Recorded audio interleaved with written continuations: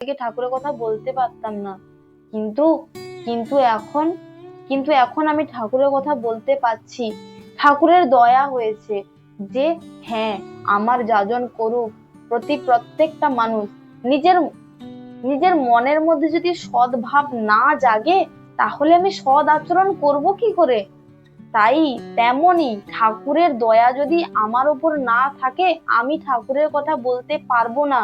ঠাকুর যদি আমার মুখে ঠাকুরের ভাষা না দেন, তাহলে আমি সেটা প্রকাশ করতে কখনোই পারবো না। ঠাকুর দয়া করেছেন বলেই আমি বলতে পারছি, সবাইকে শোনাতে পারছি। এবং কে কোথা থেকে দেখছেন আমার ভিডিওটি, অবশ্যই কমেন্ট বক্সে জানাবেন। সবাইকে রানন্দিত জয়গুরু। যারা আমার চ্যানেলে নতুন এসেছেন, সাবস্ক্রাইব করে পাশে থাকবেন এবং বেল আইকনটি প্রেস করে রাখবেন। আমি নিত্য নতুন ভিডিও নিয়ে আসি সর্বপ্রথম নোটিফিকেশনটি পাওয়ার জন্য। এবং কে কোথা থেকে আমার এই ভিডিওটি দেখছেন, কমেন্ট বক্সে অবশ্যই জানাতে পারবো। সোশ্যাল মিডিয়ার মাধ্যমে দূর দূরান্ত পর্যন্ত আমার এই ভিডিওটি ছড়িয়ে পড়ছে। আমরা যারাই ভক্ত মানুষরা রয়েছি, আমাদের কাছে সৎসঙ্গ কথাটি ক্যাজুয়ালি হয়ে গেছে। আমরা কি জানি এই সৎসঙ্গ কথাটির অর্থ কি? এই সৎসঙ্গ কে চালু করেছিলেন?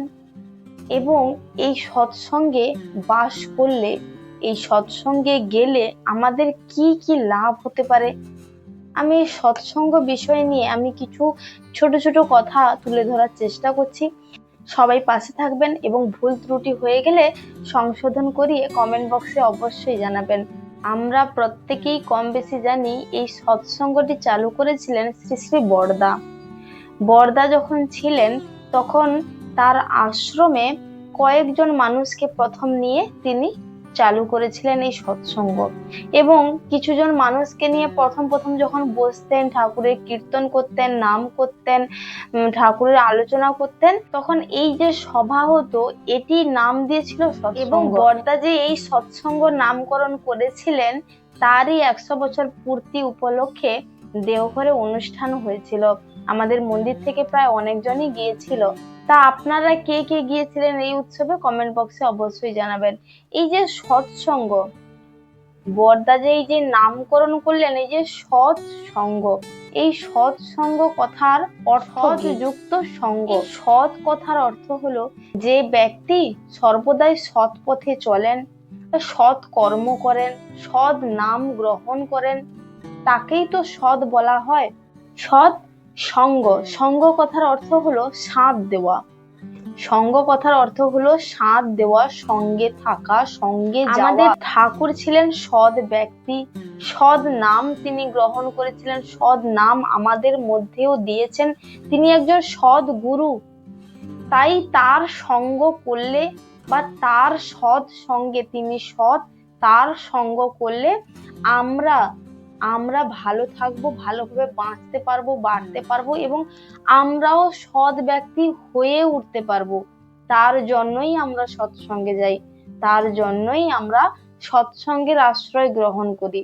এবং কোনটা সৎ কোনটা অসৎ আমিও বুঝতে পারবো। আমি যদি কোনোদিন সৎসঙ্গের আশ্রয় গ্রহণ না করি, আমি যদি সৎসঙ্গে বসবাস না করি, সৎসঙ্গে না যাই, সৎ মানুষের সঙ্গে যদি না মিশি, তাহলে আমি যদি সর্বদা অসৎ মানুষের সঙ্গে মিশি, তাহলে আমি কিন্তু অসৎই তৈরি হব। ঠাকুর বলছে সৎ সঙ্গে বাস করার চেষ্টা করো, দেখবে পরে পরে তুমিও সৎ হয়ে যাবে। এই সৎ সঙ্গে কিন্তু সবাই বাস করতে পারে না। যে অসৎ ব্যক্তি, সে কিন্তু এখানে বাস করতে পারবে না। এখানে একমাত্র সৎ ব্যক্তিরাই থাকতে পারবে। তাই তুমিও যদি অসৎ হয়ে থাকো, তাহলে সৎ সঙ্গের আশ্রয় গ্রহণ করতে করতে তোমার মধ্যেও সৎ ভাব জাগ্রত হবে, সৎ পথে চলার প্রবল আগ্রহ জেগে উঠবে। তুমি সৎ হলে তুমি অপরকেও সৎ পথে চালনা করতে পারবে। তাই সৎসঙ্গের আশ্রয় গ্রহণ করি আমরা এই জন্যই যে নিজে সৎ হব বলে, সৎ গুরুর শরণাপন্ন হয়ে আমরা সৎকর্ম করব বলে, সৎ পথে চলে সৎভাবে মানুষের বিপদে সাহায্য করব বলে। ঠাকুর যেমন প্রত্যেকটা মানুষকে সৎ পথে চালনা করা রাখেন, তেমনি আমাদেরও ওই বোধটা জাগ্রত হবে। আমি যেমন সৎ পথে থেকে সৎ কর্ম করে সৎ নাম মনন করে ভালো আছি, ভালো থাকতে পারছি, পরিবার পরিজন আত্মীয় স্বজন পাড়া প্রতিবেশী প্রত্যেককে সৎ পথে চালনা করার বোধ জাগ্রত হবে আমার মধ্যে। এই জন্যই আমরা সৎ সঙ্গের আশ্রয় গ্রহণ করি। করোনার সময় যখন এই প্রত্যেকটা মন্দিরে বাড়ি বাড়ি বা এই যে বাৎসরিক উৎসব সৎসঙ্গ সব যখন বন্ধ হয়ে গেল, তখন আচার্যদেব নির্দেশ দিলেন যে অনলাইনের মাধ্যমেও সৎসঙ্গ করলে অবসাদ ও হতাশা মুক্ত হওয়া যায়। তাই সৎসঙ্গ যেন বন্ধ না হয়। প্রত্যেকটা মানুষ যেমন বাড়িতে গণ্ডিবদ্ধ হয়ে আছেন, তেমন বাড়িতে বসেই ঠাকুরের আলোচনা করুন, বাড়িতে বসেই বিভিন্ন জনের মাধ্যমে একত্রিত হয়ে সৎসঙ্গ করুন। গুগল মিটের মাধ্যমে বহু দূর দূরান্তের মানুষ একত্রিত হয়ে ঠাকুরের কথা বলছেন এবং এই সোশ্যাল মিডিয়ার মাধ্যমে আমরা আমাদের কথা ছড়িয়ে দিচ্ছি সবার মাধ্যমে, সবাই সবার কথা পৌঁছে দিচ্ছে সবার কাছে। তাই আচার্যদেব নির্দেশ করলেন যে অনলাইনেও সৎসঙ্গ করুন, তবে থেকেই অনলাইন সৎসঙ্গ হয়। এবং আচার্যদেব তিনি তো অন্তর্যামী, তার ভেতরেও ঠাকুর লীলা করছেন।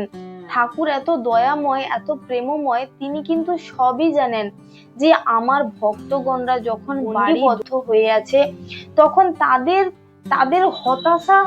তাদের হতাশা ভোগ করতে হবে, তাদের অবসাদ আসবে, তারা ঠাকুর থেকে বিচ্ছিন্ন হয়ে যাবে। এবং এই সৎসঙ্গে মানুষ আশ্রয় গ্রহণ করলে মানুষ যতটা উৎফুল্লভাবে উচ্ছলময় জীবনযাপন করতে পারে, একটা বাড়ির চার দেওয়ালের মধ্যে বসে থেকে এটা সম্ভব কোনোদিনও নয়। একটা মানুষ হতাশায় ভুগবে। তাই ঠাকুর আচার্যদেবের মাধ্যমে আমাদের সংবাদ পৌঁছে দিলেন যে অনলাইনের মাধ্যমে আমরা বাড়িতে বসে সৎসঙ্গ করতে পারি, ঠাকুরের নাম করতে পারি, ঠাকুরের আলোচনা করতে পারি, যাজন করতে পারি, সবাই মেতে উঠতে পারি গান বাজনা কীর্তনের মাধ্যমে। তবে থেকেই কিন্তু এখনো পর্যন্ত ওই অনলাইন সৎসঙ্গটা কিন্তু বন্ধ করেননি, কেননা যেহেতু চালু করে দিয়েছেন, তাই সেটিও আর বন্ধ হয়নি। এবং এই সোশ্যাল মিডিয়ার মাধ্যমে যাজন করলে কি হয়, বহু দূর দূরান্তের মানুষ কিন্তু জানতে পাচ্ছেন, শুনতে পাচ্ছেন। সোশ্যাল মিডিয়ার মাধ্যমে আমাদের এতটাই সুযোগ করে দিয়েছেন যে আমরা বাড়িতে বসেই ঠাকুরের আলোচনা করব। আর একটা চিন্তা ভাবনা করুন, আমরা যখন ঠাকুরের আলোচনা করছি, আমরা কিন্তু সারাদিন কিন্তু ঠাকুরের চিন্তা ভাবনা নিয়েই থাকছি, আদার্স চিন্তা ভাবনা কিন্তু আমাদের মধ্যে আসছেই না। আমরা ভাবছি যে আমরা ঠাকুরের যাজনটা কিভাবে করব। প্রত্যেকটা মানুষ যখন ঠাকুরের যাজন করতে যায়, ঠাকুরের আলোচনা করে বা সৎসঙ্গে যান, তখনই কিন্তু সারাদিনটা ঠাকুরকে নিয়েই ভাবনা চিন্তা থাকে, আমাদের মনের মধ্যে আর অন্য কোনো চিন্তাধারা প্রবেশ করে না। আর ঠাকুরের চিন্তা সর্বদাই করা উচিত, তবেই আমার মধ্যে সর্বদাই ঠাকুরময় হয়ে থাকবেন। মনের মধ্যে যদি আমি ঠাকুরকে প্রতিষ্ঠা করতে পারি, আকারে আমার চারপাশে থাকবেন, আমার মধ্যেই ঠাকুর থাকবেন। আমরা পর আলোচনা করার থেকে আমরা ঠাকুরের আলোচনা করা ভালো, আমার যেটা মনে হয়। এই কথা নিয়ে আচার্যদেবও বলছিলেন, পরনিন্দা করবেন না। পরনিন্দা করলে পরের দোষগুলি কুড়িয়ে নিয়ে নিজের মধ্যে নিয়ে নেওয়া। তাই প্রত্যেকটা মায়েরা বা দাদারা যে সময় অবসর টাইম বা যে সময়টা আপনারা গল্প গুজব করে কাটান, ওই সময়টা ঠাকুরের যাজন করুন, ওই সময়টায়ও ঠাকুর নিয়ে মেতে থাকুন। তাহলে দেখবেন পরনিন্দা থেকে যত দূরে থাকবেন ততই কিন্তু আপনার মঙ্গল, এবং ঠাকুরকে নিয়ে যতটা মেতে থাকবেন ততটাই আপনার মঙ্গল। তাই আমরা ঠাকুরকে বাদ দিয়ে কোনো কিছু করতে পারি না। প্রত্যেকটা মানুষ যদি ঠাকুরকে নিয়ে চলেন, তাহলে কারোর জীবনে দুঃখ কষ্ট বলে কি জিনিস অনুভব করতে পারবেন না। দুঃখ আমার কি করবে আমি যদি তাকে অনুভব না করি, আমি যদি সব অবস্থাতেই রাজি থাকি, আমি যদি দুঃখকে মেনে নিই, আমি যেমন সুখকে মেনে নিচ্ছি আমি তেমন দুঃখকেও মেনে নিই, তাহলে আমার জীবনের দুঃখ আর সুখ যদি একই জিনিস, একই রকম মনে হয়, তাহলে আমি দুঃখের প্রতি আমি কেন ভেঙে পড়বো? আমি সুখের প্রতি যেমন আনন্দ করছি, দুঃখের সময়ও আনন্দ করব। কিন্তু ঠাকুর বলছে নিজের দুঃখে হাসো আর অপরের দুঃখে কাঁদো, তবেই তুমি সত্যিকারের প্রকৃতপক্ষের ভক্ত। ঠাকুর ধরলে যে জীবনে কি হতে পারে এটা বলে বোঝানোর মতো জিনিস নয়, এটা অনুভব করার জিনিস। আমি ঠাকুর ধরেছি, আমি ঠাকুরকে কতটা দিতে পারছি, ঠাকুরের অবদান আমার জীবনে কতটা, তা আমি ঠাকুরকে যদি অনুভব করতে পারি, তাহলে আমার জীবনের প্রতি প্রত্যেকটা খুঁটিনাটি ভালো মন্দ যাই হোক আমি অনুভব করব তার মধ্য দিয়ে ঠাকুরকে। যে আমার জীবনে যদি ভালো ঘটায় ঠাকুরই করবেন, এবং খারাপ যদি করায় সেটাও ঠাকুর করবেন। ভালোটা করবেন আমার ভালো কর্মের উপর, আমার ভালোটাই কিন্তু নির্ভর করবে, কিন্তু খারাপটাও নির্ভর করবে আমার কর্মের উপর। তাই সর্বপ্রথম আমাদের কর্মটা ঠিক রাখতে হবে, এবং কোন কর্ম করব না করব স্বয়ং দিয়ে গেছেন। আমরা কোনটা চাই আমাদের জীবনে, যেটা পাচ্ছি না, আমার পরিস্থিতিতে এমন অসুবিধা আমি তার কুল কিনারা খুঁজে পাচ্ছি না, চলে যান দেওঘরে, সোজা কোনো কিছু তাকাবেন না, সোজা চলে যান দেওঘরে। আচার্যদেব বসে আছেন, সঙ্গে সঙ্গে আপনার সমাধান করে দেবেন। আমাদের বাড়ির পাশে একজন পরিবারে ছেলে হারিয়ে গিয়েছিল, বাড়িতে আচার্যদেবের কাছে নিবেদন করেছিলেন। আচার্যদেব বললেন 3 দিনের দিন আপনার ছেলেকে ফিরে পাবেন। কথা মতো 3 দিন পুরেনি, 3 দিন পুরনো হয়নি, ছেলেকে ফিরে পেয়েছেন। এরকম বহু ঘটনা রয়েছে যা আমরা জানতে পারছি না, কিন্তু ঘটে চলেছে। তাই আমাদের জীবনেও কিছু অলৌকিক হবে ঠাকুরের, এই রকমটা না ভেবে যে আমি ঠাকুরকে কতটা দিতে পারছি, সেটাই আমার জীবনের মূল। আমি ঠাকুরের কাছে কেন চাইবো? ঠাকুর বলছে তুমি কিছু চেয়েও না, তার ভক্তের প্রতি কিন্তু তার সর্বদাই নজর রয়েছেন। আমরা ভাবি তিনি কিছু দেখেন না, আমার জীবনে এত দুঃখ এত কষ্ট তিনি কি বুঝতে পারছেন না, তিনি কি আমাকে একটু দয়া করতে পারছেন না? কিন্তু না, ঠাকুর এমন যে যার যতটা প্রয়োজন, যার যতটা ক্যাপাসিটি তাকে ততটাই দেন। আমার ক্যাপাসিটি যদি এতটুকু থাকে, ঠাকুর যদি আমাকে এতটুকু দিয়ে দেন, তাহলে আমি কি করব? টাল মাটাল হয়ে এদিক ওদিক হয়ে আমি শেষ হয়ে যাব।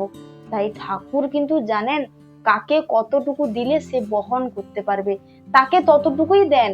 কিন্তু আমাদের লালসার চোখ, আমরা একটু অতিরিক্ত চাই, কারোর অন্যের দেখে আমি চাই যে আমারও যেন এমন হয়, আমিও যেন এত এত পেয়ে যাই, আমিও যেমন বাস্তব জীবনে মান যশ সম্মানের সঙ্গে ঘুরতে পারি, আত্ম অহংকারে আমার বুক ফুলে ওঠে। কিন্তু এটা করা ঠিক নয়। ভগবান আমাকে যেইটাই দেন আমাকে সেইটা নিয়েই সন্তুষ্ট থাকতে হবে। অতিরিক্ত চাওয়া পাওয়া করতে গেলেই সেইখানেই বিপদ আমার এসে হাজির হন। তাই কিছু চাওয়া লাগবে না, আমার যদি যোগ্যতা থাকে সেই যোগ্যতা অনুযায়ী ঠাকুর আমাকে অটোমেটিকই দিয়ে দেবেন। তাই ঠাকুরের কাছে কেউ কোনোদিন কিছু চাইবেন না যে আমার এটা করে দিন ওটা করে দিন। ঠাকুর আমার দাস নয়, আমি ঠাকুরের দাস হয়ে থাকতে চাই। হচ্ছে ঠাকুরের কাছে আমাদের চাওয়া, এটাই হচ্ছে ঠাকুরের কাছে চাওয়া, যে ঠাকুর আমাদের ওপর একটু কৃপা রেখো, যাতে আমি তোমার চরণ ধরে সারা জীবন কাটিয়ে দিতে পারি, সারা জীবনে তোমার তোমার তোমার করে যেন আমি কাটিয়ে যেতে পারি। আমার নয়, আমার বলতে কোনো কিছুই নেই, সবই ঠাকুর তোমার, সবই তোমার, তুমি দয়া করে আমাকে দিচ্ছ, গ্রহণ করছি আমি, এবং আবার এইখানেই আমাকে রেখে দিয়ে যেতে হবে। তাই সবই তোমার, আমার বলতে কোনো কিছু নেই। এই যে ঠাকুরের এত সব কথা বলছি, আমার তো দীক্ষা মাত্র 4 বছর 5 বছরের, ষষ্ঠয়নী 3 বছরের। আমি ঠাকুরের সম্বন্ধে এত কিছু জানি না। সৎ সঙ্গে যাই, আমি সৎ সঙ্গে যাই, সৎ নাম মনন করেছি এবং সৎ সঙ্গের আশ্রয় গ্রহণ করেছি। প্রত্যেক বাড়ি বাড়িতে সৎসঙ্গে যাই, ঠাকুরের আলোচনা শুনি, ঠাকুরের সোশ্যাল মিডিয়ায়ও আমি ঠাকুরের যাজন শুনি এবং ঠাকুরের বই পড়ি। তার থেকেই আমি ঠাকুরের কিছু কিছু জেনেছি এবং আমি অনুভব করেছি অবদান কি আমার জীবনে, আমি তা নিজের রিয়েল লাইফে অনুভব করেছি। তাই আমি ঠাকুরকে এতটা বুঝতে পেরেছি। যতদিন না কেউ নিজের লাইফের সঙ্গে ঠাকুরের রিলেট করতে পারছে, সে কোনোদিন ঠাকুরের হয়ে উঠতে পারবে না। আমি যদি মনে মনে ভাবি আমি ঠাকুর ধরে সারা জীবন থাকবো এবং থেকে যাব, যে যা পারে করুক, কিন্তু সেটা কিন্তু হবে না।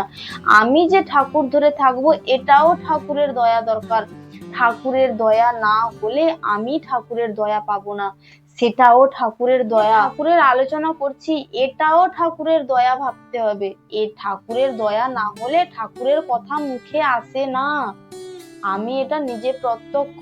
আগে আগে ঠাকুরের কথা বলতে পারতাম না, কিন্তু কিন্তু এখন কিন্তু এখন আমি ঠাকুরের কথা বলতে পারছি। ঠাকুরের দয়া হয়েছে যে হ্যাঁ, আমার যাজন করুক প্রত্যেকটা মানুষ নিজের নিজের মনের মধ্যে যদি সদ্ভাব না জাগে, তাহলে আমি সৎ আচরণ করব কি করে? তাই তেমনই ঠাকুরের দয়া যদি আমার উপর না থাকে, আমি ঠাকুরের কথা বলতে পারবো না। ঠাকুর যদি আমার মুখে ঠাকুরের ভাষা না দেন, তাহলে আমি সেটা প্রকাশ করতে কখনোই পারবো না। ঠাকুর দয়া করেছেন বলেই আমি বলতে পারছি, সবাইকে শোনাতে পারছি। এবং কে কোথা থেকে দেখছেন আমার ভিডিওটি, অবশ্যই কমেন্ট বক্সে জানাবেন। সবাইকে আনন্দিত জয়গুরু। সবাই সৎ নাম গ্রহণ করেন, সৎ নাম মনন করেন, সৎ সঙ্গের আশ্রয় গ্রহণ করেন। এটা যে কতটা আনন্দময় তা উপভোগ করতে পারবেন। সবাইকে জয়গুরু। সবাই ভালো থাকবেন, সুস্থ থাকবেন, পরম পিতার কাছে উচ্ছলময় জীবনযাপন কামনা করি। সবাইকে আনন্দিত জয়গুরু।